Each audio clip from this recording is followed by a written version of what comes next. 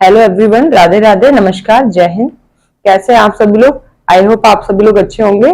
तो चलिए आज का हम लोग टॉपिक स्टार्ट करते हैं। आज का हमारा टॉपिक है अकबर के समय की चित्रण शैली। तो आज हम बात करेंगे आपसे अकबर के समय की जो शैलियां हैं वो है ईरानी शैली और भारतीय शैली के बारे में हम आपसे चर्चा करेंगे। तो जो ईरानी शैली है इसमें क्या था कि अकबर मुगल चित्रकला का जो प्रारंभ माना जाता है वो ईरानी शैली से ही माना जाता है। किससे माना जाता है? ईरानी शैली से ही। ईरानी कलाकारों ने ही मुगल चित्रकला की नींव डाली थी। किसने डाली थी मुगल चित्रकला की नींव? ईरानी कलाकारों ने। तो इसीलिए मुगल चित्रकला पर जो प्रारंभिक जो प्रभाव दिखते हैं चित्रों पर वो ईरानी शैली के ही दिखाई देते हैं। तो आप इसमें लिखिए इसकी मुगल अकबर के समय की चित्रण शैली डालिए। अकबर के समय की चित्रण शैली। तो हम बात करते हैं ईरानी शैली। पहले ईरानी शैली की बात करते हैं। देखिए, मुगल चित्रकला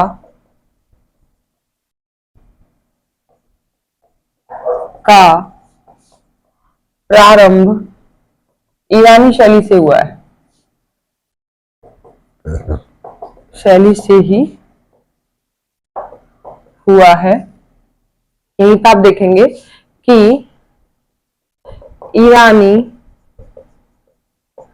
ईरानी कलाकारों ने ही मुगल चित्रकला की नींव डाली। मुगल चित्रकला की नींव डाली। किसने डाली? ईरानी कलाकारों ने ही मुगल चित्रकला की नींव डाली। तो मुगल चित्रकला में शुरुआती जो चित्र हैं वो ईरानी शैली से प्रभावित बने। देखिए, मुगल चित्रकला में शुरुआती चित्र कैसे बने थे? शुरुआती चित्र ईरानी शैली से प्रभावित ही बने। ईरानी शैली से प्रभावित बने। यहीं पर आप देखेंगे ईरानी शैली में लंबे चेहरे बताए गए हैं और जो आकृतियां हैं वो पतली हैं, साथ ही गर्दन उसमें लंबी दिखाई गई है और आंखें छोटी हैं, नाक जो है वो भी छोटी है और जो होठ है वो पतले दिखाए गए हैं ईरानी शैली में। नोट कीजिए, ईरानी शैली में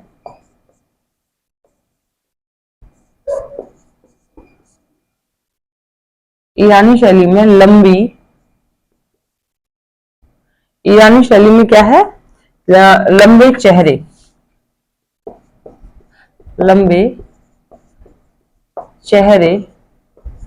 पतली आकृति तथा लंबी सुराही की तरह गर्दन बताई गई है। सुराही गर्दन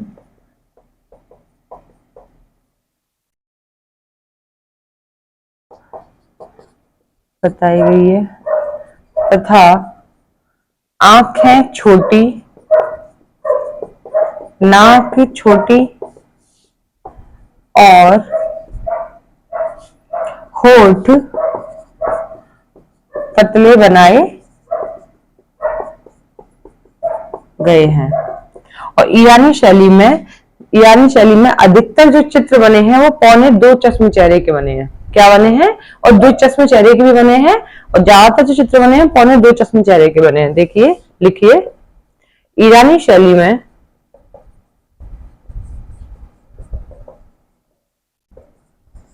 अधिकतर चित्र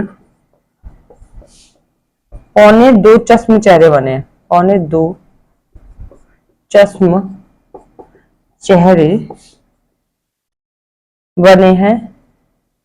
कहीं कहीं 2 चश्म चेहरे भी बने हैं। और जो रेखाएं दिखाई गई हैं ईरानी शैली में वो कोणात्मक दिखाई गई हैं। कैसी दिखाई गई हैं?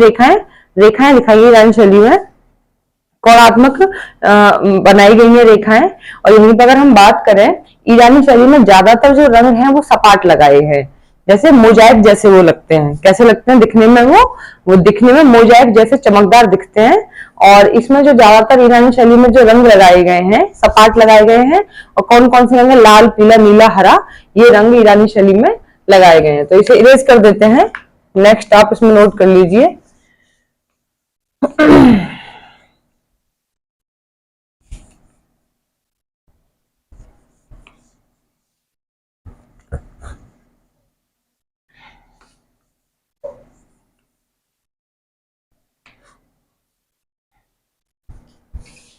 देखिए, ईरानी शैली में रेखाएं कोणात्मक बनाई गई हैं। कैसे बनाई गई हैं? रेखाएं कोणात्मक बनाई गई हैं। यहीं पे आप देखेंगे कि ईरानी शैली में क्या है, रेखाएं तो कोणात्मक बनाई गई हैं। ईरानी शैली में ज्यादातर रंग सपाट लगाए गए हैं, ज्यादातर रंग सपाट लगाए गए हैं। दिखने में वे मोजाइक जैसे चमकदार लगते हैं। दिखने में वे मोजाइक जैसे चमकदार लगते हैं। कैसे लगते हैं? मोजाइक जैसे चमकदार लगते हैं। और ईरानी शैली में रंग लाल, हरा, नीला, पीला लगाया गया है। कैसा लगाया गया है? लाल, पीला, नीला, हरा, ये इसमें लगाया गया है।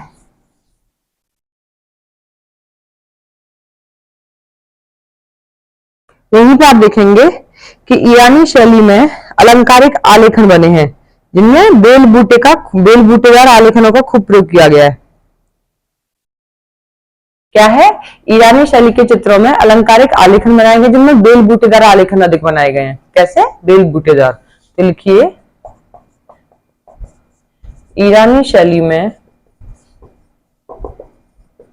अलंकारिक आलेखन बनाए गए हैं, जिनमें बेल बूटेदार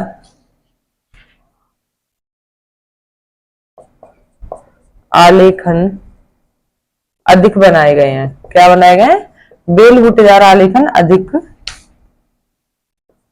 बनाए गए हैं। यहीं पे ईरानी शैली में हाशिए भी बनाए गए हैं। ईरानी शैली में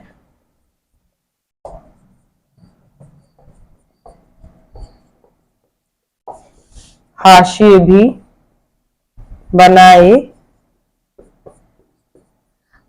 बनाए गए हैं, जिनमें विभिन्न बेल बूटेदार आकृतियों का प्रयोग हुआ है। विभिन्न बेल बूटेदार चित्रों का प्रयोग हुआ है। विभिन्न बेल बूटेदार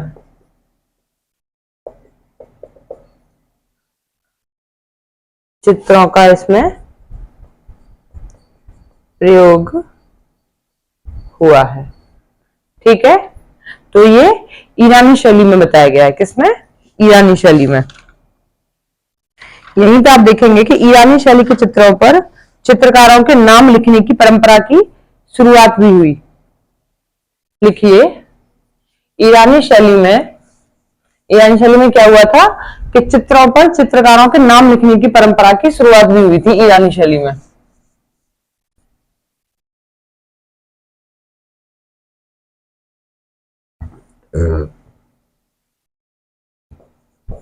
ईरानी शैली में चित्रों पर चित्रकारों के नाम लिखने की परंपरा की भी शुरुआत हुई। क्या हुई? ईरानी शैली में चित्रों पर चित्रकारों के नाम लिखने की परंपरा की भी शुरुआत हुई। अगली शैली के बारे में बताएंगे अकबर के समय की भारतीय शैली के बारे में। तो हेडिंग डालिए भारतीय शैली।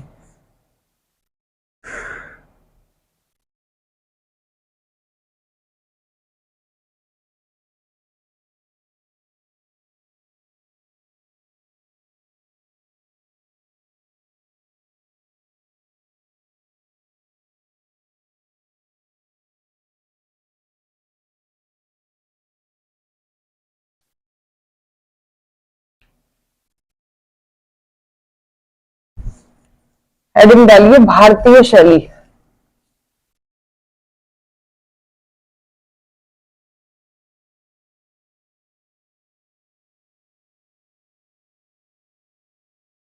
भारतीय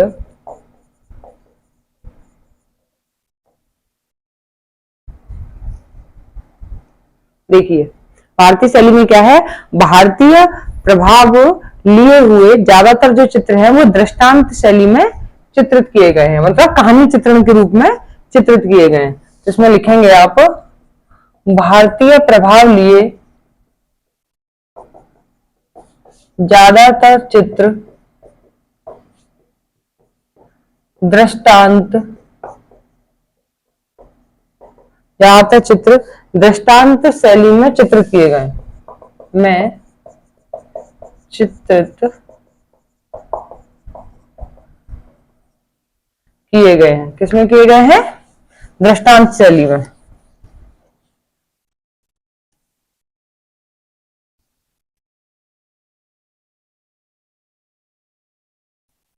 इसी में आप देखेंगे कि भारतीय शैली में खींची गई रेखाएं कैसी हैं। भारतीय शैली में खींची गई जो रेखाएं हैं वो गोलाई में रेखाएं खींची गई हैं। जो रेखाएं हैं भारतीय शैली में जो रेखाएं खींची गई हैं वो ईरानी शैली के समान कठोर नहीं है, बल्कि भारतीय शैली की जो रेखाएं हैं वो कोमलता लिए हुए हैं। तो आप लिखेंगे इसमें भारतीय शैली में रेखाएं गोलाई के रूप में, गोलाई लिए हुए गोलाई के रूप में खींची गई हैं।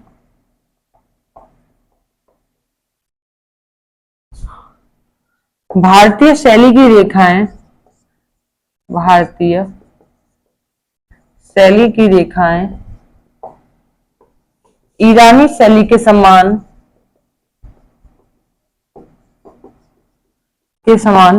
कठोर ना होकर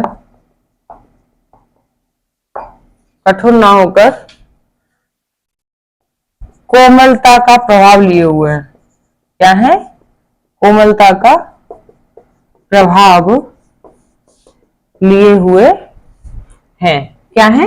कोमलता का ये प्रभाव लिए हुए हैं।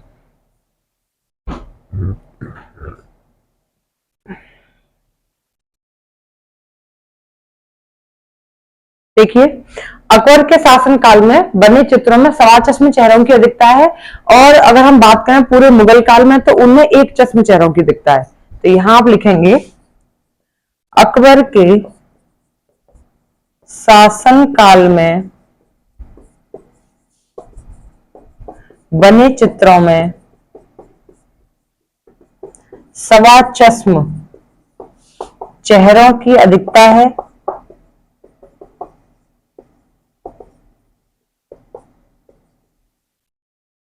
जबकि पूरे मुगल काल में एक चश्म चेहरों की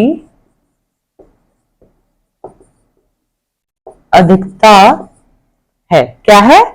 अकबर के शासनकाल में तो सवा चश्म चेहरों की अधिकता है, और इसमें मुगल काल में एक चश्म चेहरों की अधिकता है।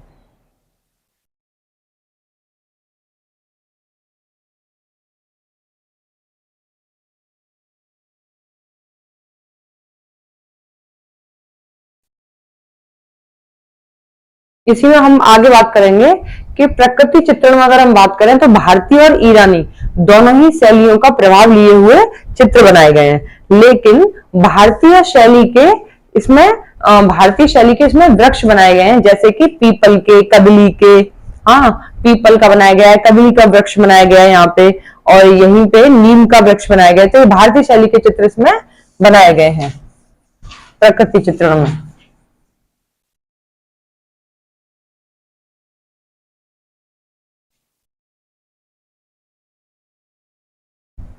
लिखिए, प्रकृति चित्रण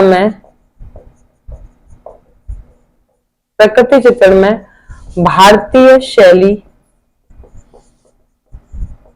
तथा ईरानी शैली, भारतीय शैली तथा ईरानी शैली का प्रभाव लिए हुए चित्र बनाए गए हैं। प्रभाव लिए हुए चित्र बनाए गए हैं, लेकिन भारतीय शैली में वृक्ष, कदली किसके बनाए गए हैं? वृक्ष जो बनाए गए हैं, कदली मतलब केले के वृक्ष, कदली, बरगद, कदली के, बरगद के और पीपल के वृक्ष बनाए गए हैं। पीपल के वृक्ष बनाए गए।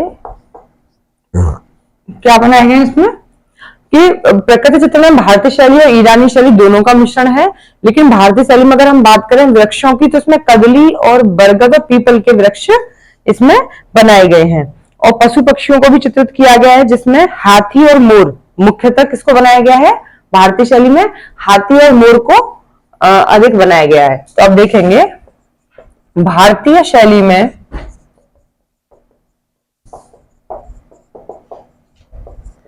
पशु पक्षी को भी चित्रित किया गया है, लेकिन मुख्यतः हाथी और मोर को बनाया गया है। क्या बनाया गया? हाथी और मोर को बनाया गया है। इसमें मुख्यतः जो बनाया गया है वो हाथी और मोर को बनाया गया है।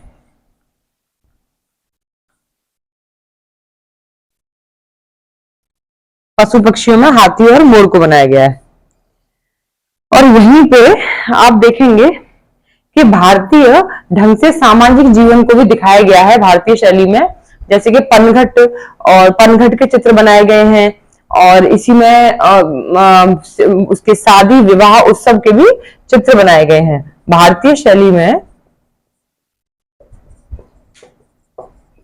सामाजिक जीवन से संबंधित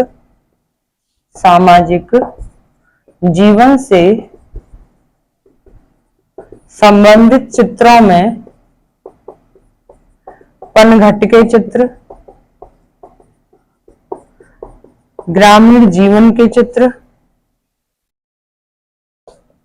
ग्रामीण जीवन के चित्र तथा विवाह उत्सव आदि के चित्र बनाए गए हैं। यहीं पे हम बात करें सभी चित्रों में, तो हमने आपको बताया था कि आईन अकबरी में अब्दुल ने जो अब्दुल समद है उन्होंने उल्लेख किया है कि अकबर के समय में सबसे अधिक चित्र जो बने थे वो सभी चित्र में बने थे। क्या बने थे? सभी चित्र बने थे। और मुगल काल में सबसे पहले जो प्रारंभ हुआ था सभी चित्रों का, वो कौन से शासक के समय में हुआ था? अकबर के समय में हुआ। तो ये हम आपको कई बार नोट करा चुके हैं। ये भी इसमें एक भारतीय शैली में, चित्रण शैली में, ये विशेषता में इसके अंतर्गत आ जाएगा। अकबर के समय की चित्रण शैली में, भारतीय शैली में ये भी आएगा। ठीक है, तो ये हो गए अकबर के समय की जो भी चित्रण शैली है। ठीक है, तो आज की क्लास में हमने आपको बताया ईरानी शैली में और भारतीय शैली में डिफरेंस, कि भारतीय शैली में कौन कौन से चित्र बने और ईरानी शैली में कौन कौन से चित्र बने। कल हम जो आपसे बात करेंगे उसमें हम आपसे डिस्कस करेंगे ईरानी शैली अकबर के समय की चित्रों की विशेषताओं के बारे में। किसकी बात करेंगे हम? अकबरकालीन चित्रों की विशेषताओं के बारे में। तो आज के लिए इजाजत दीजिए, कल फिर मिलते हैं। नमस्कार, राधे राधे, जय हिंद।